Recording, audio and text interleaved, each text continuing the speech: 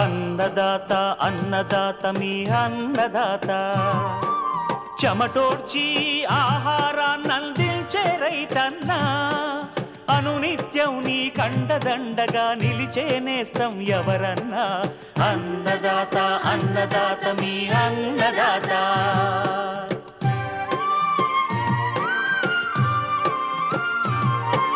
నూతన రీతుల సాగుబడికి నూరింతలు పెరిగే దిగుబడికి సూచనలిచ్చే సస్య రక్షణకు పశు పోషణకి శాస్త్ర విజ్ఞానం అందించి ముందుకు నడిపే తెలుగు రైతు భారతదేశానికి మకుటం అయ్యేలా తీర్చిదిద్దే ఆశయంతో మిమ్ము మేలు కొలిపేది అన్నదాత అన్నదాత అన్నదాత మీ అన్నదాత అన్నదాత అన్నదాత మీ అన్నదాత. అన్నదాత ప్రేక్షకులకు నమస్కారం. ఈనాటి ముఖ్యాంశాలు: ప్రస్తుతం పత్తి, సోయా పంటల్లో చేపట్టాల్సిన యాజమాన్య సస్యరక్షణ చర్యలు, పాలకూర సాగులో మెలకువలు,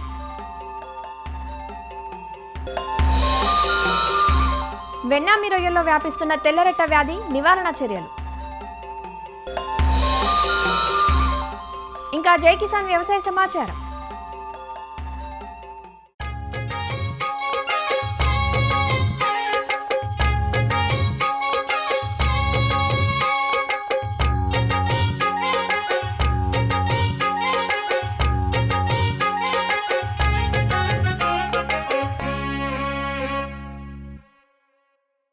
వ్యవసాయానికి వాతావరణం ప్రధాన ప్రతిబంధకంగా మారుతోంది. పంటలను పసిపిల్లల కంటే ఎక్కువగా సాకాల్సి వస్తోంది. వానలు ఎక్కువైనా తక్కువైనా పంటల ఎదుగుదలకు ఆటంకంగా ఉంటున్నాయి. తెలుగు రాష్ట్రాల్లో గత వారం 10 రోజులుగా ఎడతెరిపిగా కురిసిన వానలు ఇప్పుడిప్పుడే తెరిపిని ఇస్తున్నాయి. ఏకధాటిగా కురిసిన వానల కారణంగా పంట చేలల్లో మురికి నీరు చేరడంతో పాటు 35 నుంచి 40 రోజుల వయస్సున్న పత్తి, సోయా చేలల్లో ఈ వర్షాల కారణంగా కలుపు బాగా పెరిగింది. దానికి తోడు రసం పీల్చు పురుగుల ఉధృతి పెరిగింది. ప్రస్తుతం పత్తి, సోయా పంటల్లో ఎలాంటి యాజమాన్య సస్యరక్షణ చర్యలు చేపట్టాలో తెలియజేస్తున్నారు ఆదిలాబాద్ వ్యవసాయ పరిశోధనా స్థానం ప్రధాన శాస్త్రవేత్త డాక్టర్ రామ్ ప్రసాద్. ప్రస్తుతము ప్రతి పంట దశ చూసుకున్నట్టయితే సుమారుగా మనకు పత్తి విత్తనం విత్తి 30-35 రోజులు అవుతున్నది. అయితే ఏంటంటే తొలి దశలో పత్తిలో మనకేంటంటే ఎక్కువ వర్షాలు లేకపోవడం వల్ల కొంచెం పెరుగుదల అనేది అంతంత మాత్రమే ఉన్నది. కానీ గత కొద్ది రోజులుగా కురుస్తున్న వర్షాల వల్ల చాలామంది రైతులు ఇప్పుడిప్పుడే యూరియా పొటాషులు వేసుకోవడము, తర్వాత ఏంటంటే కలుపులు కూడా తీసుకోవడము జరుగుతున్నందువల్ల చాలా చోట్ల కూడా పత్తి ఎదుగుదల అనేది కొంచెం ఇప్పుడిప్పుడే నార్మల్గా ఉండే అవకాశం ఉంది. అలాగే ఉంది. కలుపు సమస్య అన్ని చోట్ల కనబడుతుంది కాబట్టి మరి ఈ కలుపును మనము నియంత్రించాలంటే మరి ఇప్పుడు ఉన్న ఈ గడ్డి జాతి కలుపును కానీ అలాగే వెడల్పాటి గడ్డిని ఈ రెండింటిని మనం నిరోధించాలంటే క్విజలోఫాప్ ఇతర అయితే ఒక 400 ml ఎకరానికి, అలాగే పైరిథయాబ్యాక్ సోడి అనే మందు అయితే 250 ml ఎకరానికి కలిపి మనం పిచికారీ చేసుకున్నట్టయితే ఈ పిచికారీ చేసుకున్నప్పుడు ఏంటంటే రైతులు కంపల్సరీగా గమ్ము అంటే శాండోవిట్, ధనువిట్ లాంటిది గమ్మును కంపల్సరీగా 1 ml లీటర్ నీటి కలిపి పిచికారీ చేసుకున్నట్టయితే మనకు ఎటువంటి ఇబ్బంది లేకుండా తొందరగా మనకి ఈ గడ్డి జాతి కలుపు అలాగే వెడల్పాటి గడ్డి కూడా రెండు కంట్రోల్ అయ్యే అవకాశం ఉందన్నమాట. అంతరకృషి చేసే అవకాశం ఉన్నట్టయితే అంతరకృషి కూడా మనము ఈ పశువుల ద్వారా అంతర్కృషి కూడా చేసుకున్నట్టయితే మనకి పంట పెరుగుదల అనేది నార్మల్గా ఉండే అవకాశం ఉంటుంది. తర్వాత మనము ఈ ఎరువుకు వచ్చేసరికి దయచేసి రైతు సోదరులు ఎవ్వరు కూడా కాంప్లెక్స్ ఎరువులు పైపాటుగా వేయకూడదు. కేవలము మనం యూరియా పొటాషియా వేసుకోవాలి. యూరియా అయితే ఎకరానికి 20 నుండి 25 కేజీల యూరియాను, పొటాష్ అయితే ఒక 10 నుండి 15 కేజీలు వాళ్ళ పంట యొక్క భూమి యొక్క బలాన్ని బట్టి మనము ఎకరానికి ఇంత వేసుకున్నట్టయితే సరిపోతుంది. ఈ ఎరువులు వేసేటప్పుడు కూడా చాలామంది జాగ్రత్తగా వేసుకోవడం అనేది ఇంపార్టెంట్. ముఖ్యంగా ఏంటంటే మొక్క వేరు దగ్గర కొంచెం దూరంలో మనము చిన్నగా ఒక గోతి లాంటి తీసి దానిలో వేసుకుంటూ మళ్ళీ కప్పేయాలి. కానీ చాలామంది రైతులు ఏంటంటే జస్ట్ అట్లా వేసేసుకుంటూ వెళ్ళిపోతున్నారు. దానివల్ల ఏంటంటే అది ఆవిరైపోయి పంటకు అందే అవకాశం లేదు కాబట్టి సో ఆ విధంగా మళ్ళీ మట్టితో కప్పాలి యూరియాను, పొటాషియం మనం వేసుకున్న దాన్ని. తర్వాత ఏంటంటే ముఖ్యంగా మరి రసం పీల్చే పురుగులు మరి ప్రస్తుతం ఏంటంటే ఈ వర్షాలు బాగా పడుతున్నాయి కాబట్టి పేనుబంక సమస్య అనేది పెద్దగా ఉండదు కానీ బట్ ముఖ్యంగా మనకు పచ్చదోమ సమస్య అనేది బాగా పెరిగే అవకాశం ఉంది. ఏంటంటే వర్షము పడుతూ కంటిన్యూస్గా మేఘావృతమైంది కాబట్టి మరి ఇటువంటి పరిస్థితుల్లో మనకు పచ్చదోమ స్టార్ట్ అయ్యే అవకాశం ఉంది. కాబట్టి ముఖ్యంగా ఏంటంటే ఈ రసం పీల్చే పురుగులకి తొలి దశలోనే చాలామంది రైతు సోదరులు ఎసిఫేటు, మోనో లాంటి మందులు వాడుతున్నారు. దయచేసి ఆ ఎసిఫేటు, మోనో మందులను వాడకూడదు. ఈ 2 మందులు కలిపి వాడడం వల్ల మీకు నష్టమేం జరగకుండా మీరు అనుకుంటారు రసం పీల్చే పురుగులు కంట్రోల్ అవుతాయని. నో డౌట్ కంట్రోల్ అవుతాయి, కానీ వాటితో పాటు మిత్రపురుగులు అనేవి రైతుకు బాగా మేలు చేసే మిత్రపురుగులు అన్నీ కూడా చనిపోయే అవకాశం ఉంది. దానితో పాటు ఏంటంటే ఈ పంట యొక్క పెరుగుదల అనేది లేట్ అయ్యే అవకాశం ఉంది. కాబట్టి సో దయచేసి ఎవ్వరు కూడా ఎసిఫేటు, మోనో కాంబినేషన్లో మందులు పిచికారీ చేయకుండా తొలి దశలో 1-2 పురుగులు కనపడిన వెంటనే మందులు కొట్టకుండా కొంచెం పురుగు స్థాయిని బట్టి నష్టపరిచే స్థాయికి చేరుకున్నది అంటేనే మనం ఈ వేప కషాయము, వేప నూనె లాంటి మందులు పిచికారీ చేసుకోవాలి. వేప నూనె అయితే ముఖ్యంగా 1500 ppm వేప నూనెను 5 ml లీటర్ నీటి కలిపి పిచికారీ చేసుకున్నట్టయితే మనము చాలా వరకు రసం పీల్చే పురుగును అదుపులో ఉంచుకోవచ్చు. దాంతోపాటు ఏంటంటే ఈ పత్తిలో ముఖ్యంగా yellow sticky traps, blue sticky traps, white sticky traps అంటే జిగురు పూసిన అట్టలను మనం పంట హైట్ కంటే 1 ఫీట్ హైట్లో ఎకరానికి ఒక 10 చొప్పున అన్ని కలర్స్ పెట్టుకున్నట్టయితే దాదాపు చాలా వరకు ఈ రసం పీల్చే పురుగులు అన్నీ కూడా మనకు అంటుకొని చనిపోయే అవకాశం ఉంది. కాబట్టి ఎటువంటి పరిస్థితుల్లో కూడా మందులు కూడా పిచికారీ చేసుకోవాల్సిన అవసరం ఏర్పడదు. కాబట్టి సో ఆ దిశగా రైతులందరూ ఆలోచించాల్సిన అవసరం ఉన్నది. ఇది పత్తి గురించి. తర్వాత ఏంటంటే సోయా చిక్కుడు. ముఖ్యంగా మరి సోయా చిక్కుడు కూడా ఆల్మోస్ట్ 30-35 రోజుల దశలో ఉన్నది. సోయా చిక్కుల్లో ఏంటంటే ఈ కలుపు సమస్య కూడా కనబడుతుంది. కాబట్టి చాలా చోట్ల ఈ కలుపుకు సంబంధించి ఇమజితాపీరు అనే మందును, పర్చూట్ అనే మందును మనం 1.5 ml లీటర్ నీటికి కలిపి మనం ఈ తడి ఉన్నప్పుడే, భూమిలో తడి ఉన్నప్పుడు పిచికారీ చేసుకున్నట్టయితే మనం వెడల్పాటి గడ్డిని, సన్నగడ్డిని మనము కంట్రోల్ చేసుకోవడానికి అవకాశం ఉంటుంది. సోయాబీన్లో కూడా మనకి తొలి దశలో వచ్చే మేజరు పురుగు ఏంటంటే కాండము ఈగ. కాండము ఈగను మనం అరికట్టాలంటే ఈ ఎల్లో స్టిక్కీ ట్రాప్స్ అంటే ఈ జిగురు పూసిన ఎల్లో కలర్ అట్టలు, అలాగే తెలుపు రంగు అట్టలను మనం ఎకరానికి 10 అవి 10 ఇవి పెట్టుకున్నట్టయితే చాలా వరకు ఈ సోయాబీన్ను ఆశించే కాండము ఈగ అనేది దాన్ని అంటుకొని చనిపోయే అవకాశం ఉంది. ఈ వేప కషాయం కానీ, వేప నూనె కానీ తొలి దశలో మనం పిచికారీ చేసుకున్నట్టయితే ఎటువంటి ఇబ్బంది లేకుండా ఈ సోయాబీన్లో తొలి దశలో ఆశించే ఈ కాండం ఈగను మనం సునాశయంగా నివారించడానికి అవకాశం ఉంటుంది. అలాగే ఏంటంటే ఈ పత్తిలో కానీ, సోయాబీన్లో కానీ ముఖ్యంగా మరి ఇప్పుడు అధిక వర్షాలు పడుతున్నాయి కాబట్టి ఈ వర్షాల తర్వాత ఏంటంటే కలుపు సమస్య ఉంటుంది. కలుపుతో పాటు మనకు వచ్చే పురుగు ఏంటంటే ఈ పొగాకు లద్దె పురుగు. ఈ పొగాకు లద్దె పురుగు అనేది సమస్య అనేది మనకు పత్తిలో కనబడుతుంది, అలాగే సోయాబీన్లో కూడా కనబడుతుంది. కాబట్టి మరి దీని నివారణకు గాను మనం ముందస్తుగా మనం ఈ లింగాకర్షక బుట్టలు పెట్టుకునే అవకాశం ఉంటుంది. లింగాకర్షక బుట్టలు పెట్టుకుంటూ దీనికి కూడా మనము ఈ వేప నూనె సంబంధించి వేప మనం పిచికారీ చేసుకున్నట్టయితే ఈ దాని గుడ్లను మనము నాశనం చేయొచ్చు. ఆకు కింద గుడ్లను కుప్పలుగా గుడ్లు కనబడతాయి కాబట్టి ఆ గుడ్లను మనం తీసేసి నాశనం చేసినట్టయితే చాలా వరకు చాలా సునాయాసంగా ఈ పురుగును అరికట్టుకోవచ్చు. ఒకవేళ మనము ఆ గుడ్లు నుండి బయటికి వచ్చేసి లార్వాలు మనకు నష్టపరుస్తున్నట్టు గమనించిన వెంటనే మన తొలి దశలోనే చిన్న ఉన్నప్పుడే ఈ క్వినాల్ఫాస్ కానీ, క్లోరోపైరిపాస్ కానీ లేదా థయోడి కార్బు లాంటి మందులను మనము పిచికారీ చేసుకున్నట్టయితే ఎటువంటి ఇబ్బంది లేకుండా పొగాకు లద్దె పురుగును సునాయాసంగా అరికొట్టుకుని ఎటువంటి ఇబ్బంది లేకుండా పత్తి పంట సాగును, అలాగే సోయాబీన్స్ పంట సాగును మనం చేసుకోవచ్చు అని చెప్పేసి మీకు విజ్ఞప్తి చేస్తున్నాము.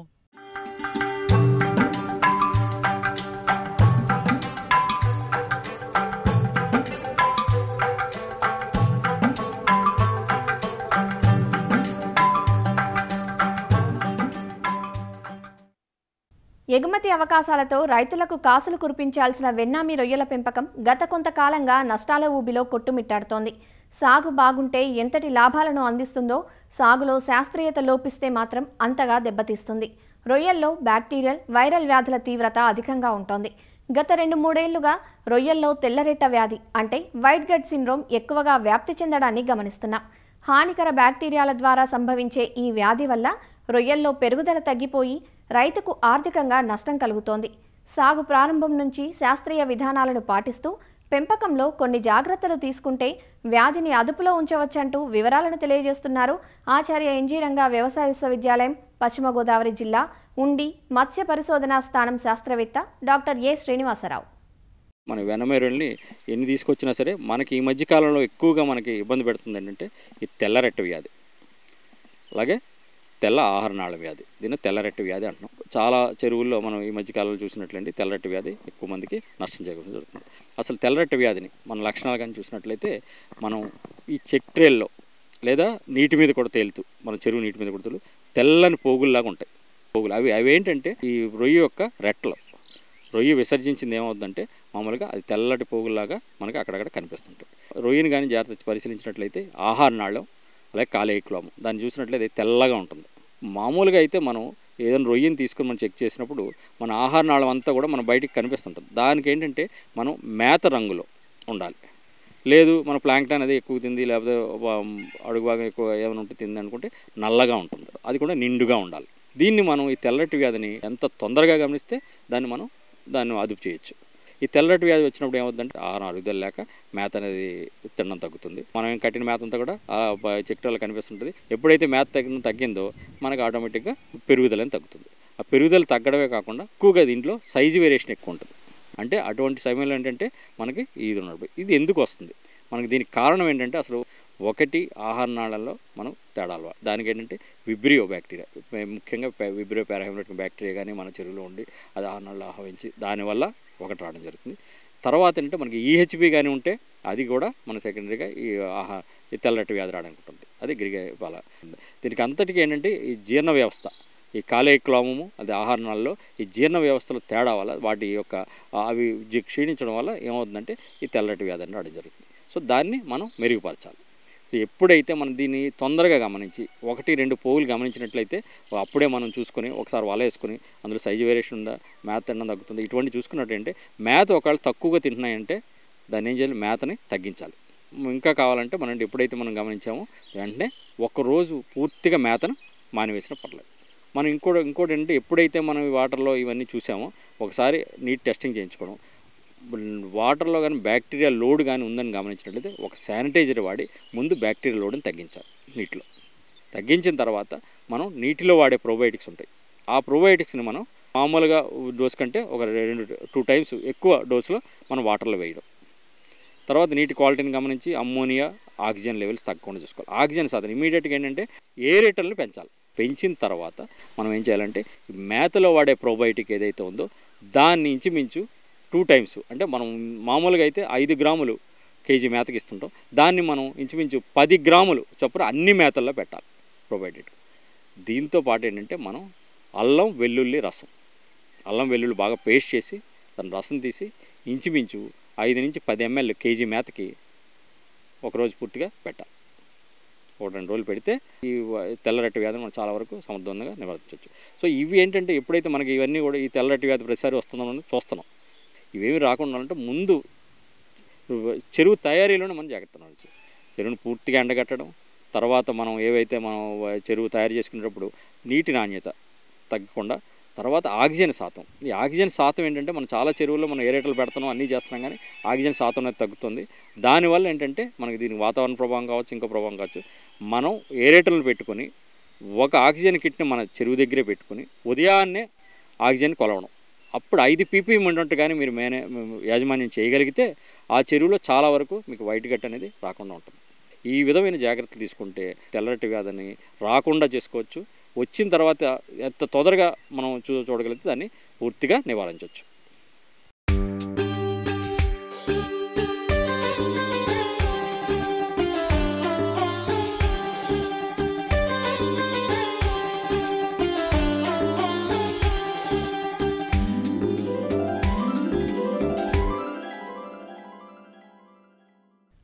మన ఆరోగ్యం, పోషణ విషయంలో ఆకుకూరల పాత్ర ఎంతైనా ఉంది. పండించిన రైతుకు నిత్యం ఆదాయ వనరుగా, వినియోగించే వారికి పోషకాల గనిగా ఉన్నాయి ఇవి. ముఖ్యంగా పాలకూర, గోంగూర, తోటకూర, మెంతి, పుదీనా వంటి ఆకుకూరలను నిత్యం మన ఆహారంలో చేర్చడం ఆరోగ్యదాయకం. ఇందులో పాలకూరను రైతులు సంవత్సరమంతా సాగు చేసుకునే వీలుంది. అయితే వర్షాకాలంలో మాత్రం పాలకూరకు ఆకుమచ్చ తెగులు ఆశించటం వల్ల నాణ్యతకు నష్టం వాటిల్లుతుంది.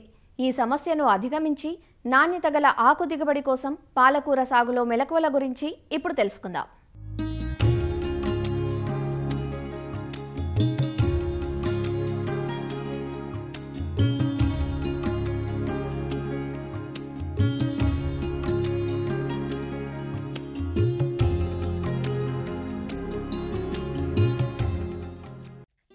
పాలకూర ఉష్ణ సమశీతోష్ణ మండల ప్రాంతాలకు అనువైన పంట. 35 డిగ్రీల సెల్సియస్ కంటే ఎక్కువ ఉష్ణోగ్రతలు పూత వచ్చినట్లయితే ఆకులు కూరగా పనికిరావు. అందువలన ఉష్ణమండలాల్లో చలికాలంలో పండిస్తారు. అయితే కొద్దిపాటి జాగ్రత్తలు తీసుకుంటే అన్ని కాలాల్లోనూ పాలకూరను పండించవచ్చు. పాలకూర సాగుకు సారవంతమైన మురుగునీరు పోయే నేలలు అనుకూలం. చౌడు నేలల్లోనూ సాగు చేయవచ్చు. పాలకూరను సాగు చేసే ముందు నేలను 3 నుంచి 4 సార్లు బాగా దున్ని చదును చెయ్యాలి. అవసరమైన పరిమాణంలో మడులను తయారు చేసుకోవాలి. పాలకూరలో ఆల్ గ్రీన్, పూసా జ్యోతి, పూసా హరీత్, పూసా పాలక్, జాబ్ నర్ గ్రీన్, ఊటీ 1 రకాలు ఉన్నాయి. ఆల్ గ్రీన్ ఈ రకం ఆకులు కాడలు ఆకుపచ్చ రంగులో ఉంటాయి. ప్రతి 15 నుంచి 20 రోజులకు ఒక కోత తీసుకోవచ్చు. ఎకరాకు 6 నుంచి 7 కోతలకు 5 టన్నుల దిగుబడినిస్తుంది. పూసా జ్యోతి ఇది ఆల్ గ్రీన్ రకాన్ని అభివృద్ధిపరిచి రూపొందించిన వంగడం. ఆకులు మందంగా, పెద్దగా, మృదువుగా ఉంటాయి. ఈ రకం ఆకులను సలాడ్గా వాడతారు. ఎకరాకు 8 కోతల నుంచి 16 నుంచి 19 టన్నుల దిగుబడినిస్తుంది.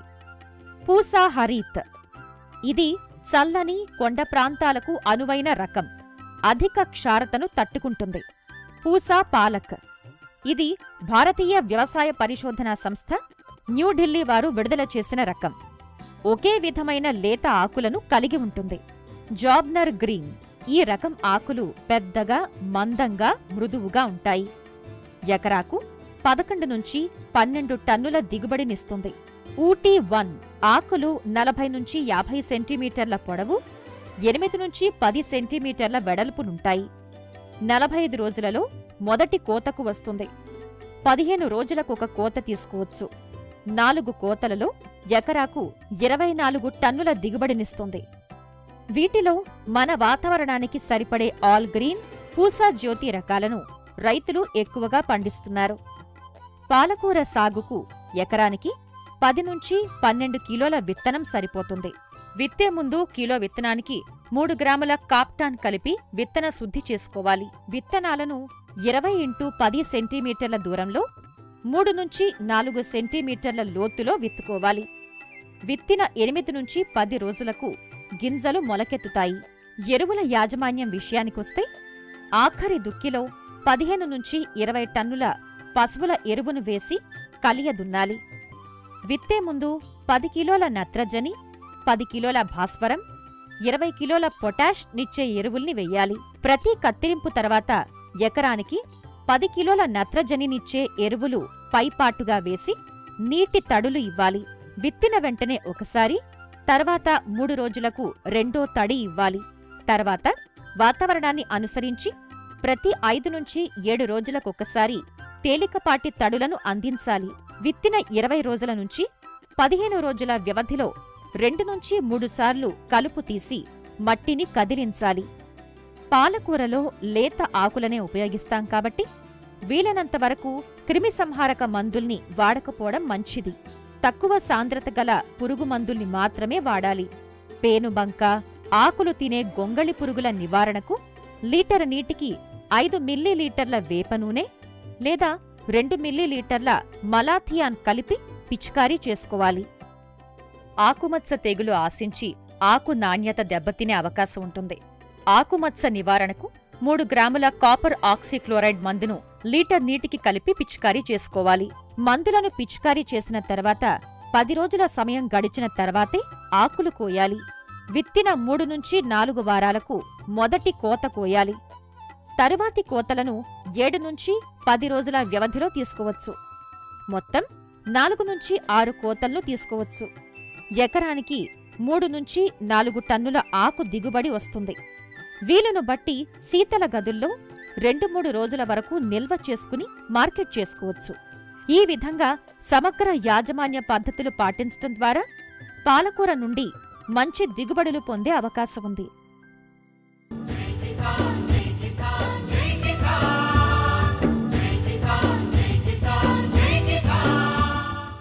వ్యవసాయ సమాచారం ఇప్పుడు జై కిసాన్లో చూద్దాం. నెల్లూరు జిల్లాలో ఉద్యాన పంటలు సాగు చేసే రైతులకు ఆంధ్రప్రదేశ్ ప్రభుత్వం రాయితీలు ప్రకటించింది. 2024-25 ఆర్థిక సంవత్సరానికి గాను ప్రభుత్వం 10,29,00,000 రూపాయలను రైతులకు అందించేలా ప్రణాళిక సిద్ధం చేసినట్లు ఉద్యాన శాఖ జిల్లా అధికారి సుబ్బారెడ్డి తెలిపారు.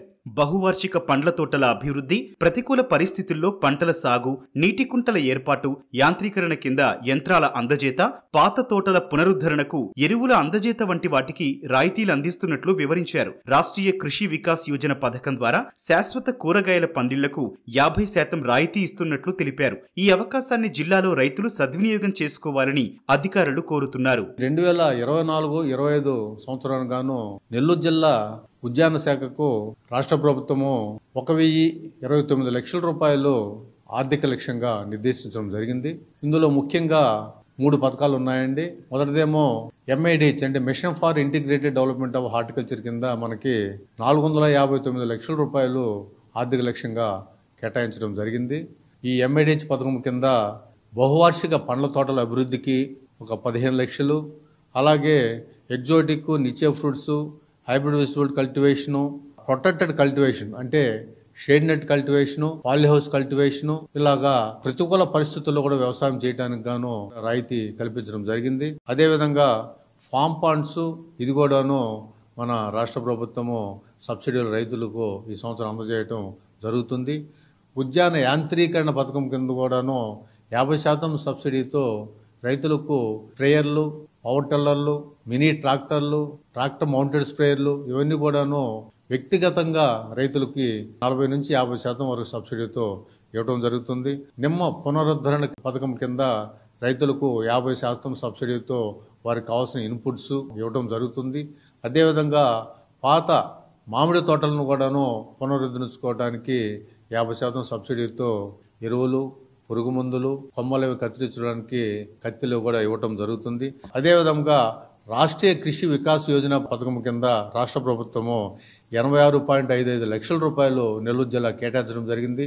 ముఖ్యంగా ఈ రాష్ట్రీయ కృషి వికాస్ యోజన పథకానికి గాను 42.5 లక్షల రూపాయలు ఈ శాశ్వత పందేళ్లకి కేటాయించడం జరిగింది. హైబ్రిడ్ కూరగాయలు పెంచుకోవడానికి గాను 2 లక్షల రూపాయలు కూడాను మన నెల్లూరు జిల్లాకి ఇవ్వడం జరిగింది. ఈ శాశ్వత పందేల పథకం కింద 2.5 ఎకరం వరకు ఒక రైతుకి ఇవ్వడం జరుగుతుంది. ఒక్కొక్క ఎకరానికి 1 లక్ష రూపాయలు సబ్సిడీ రూపేణ అందించడం జరుగుతుంది. ఈ కలెక్షన్ సెంటర్లు, కోల్డ్ రూమ్స్ కూడాను సబ్సిడీ ఇవ్వడం జరుగుతుంది. ఈ కలెక్షన్ సెంటర్లకి దాదాపు ఒక కలెక్షన్ సెంటర్ కట్టడానికి 15 లక్షలు ఖర్చు అవుతుండగా ఫార్మర్ ప్రొడ్యూస్ ఆర్గనైజేషన్కి అయితే మాత్రము 75% సబ్సిడీతో 11.25 లక్షల రూపాయల సబ్సిడీ రూపేణ ఇవ్వడం జరుగుతుంది. అదేవిధంగా కోల్డ్ రూమ్ మొత్తం ఖరీదు 12 లక్షల రూపాయలు కాగా 9,37,500 రూపాయలు ఫార్మర్ ప్రొడ్యూస్ ఆర్గనైజేషన్స్కి అయితే ఇవ్వడం జరుగుతుందండి. ఇండివిజువల్గా కలెక్షన్ సెంటర్స్ కానీ కోల్డ్ రూమ్కి కానీ 35% సబ్సిడీ ఇవ్వడం జరుగుతుంది. మరి రైతులందరూ కూడాను ఈ యాక్షన్ ప్లాన్కి అనుగుణంగానే ఇప్పుడు ఎంపిక చేయడం జరుగుతుంది. రైతులు ఉద్యాన శాఖ అందించే రాయితీలన్నింటిని కూడా వినియోగించుకొని నెల్లూరు జిల్లా ఉద్యాన పంటల అభివృద్ధికి దోహదం చేయాలని కోరుకుంటున్నాను. మరిన్ని విభిన్న అంశాలతో రేపటి అన్నదాతలో మళ్ళీ కలుసుకుందాం. అంతవరకు సెలవు. నమస్కారం. అన్నదాతలు తమ సందేహాలు, సమస్యలను 1800-425-4085 టోల్ ఫ్రీ నెంబర్లో ఉదయం 10 గంటల నుంచి 11 గంటల మధ్య పని దినాలలో సంప్రదించగలరు.